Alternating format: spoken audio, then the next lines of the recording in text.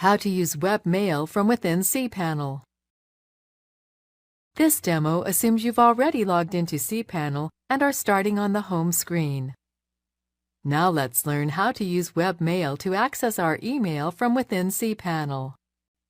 Click the Email Accounts icon. To access webmail for the main account, you would use this link, but we're not going to do this because we want to access webmail for a specific account. Instead, click the More drop-down box from the email account you wish to access. Then click Access Webmail. This is the Horde webmail main screen, where we can check our inbox and compose a new message.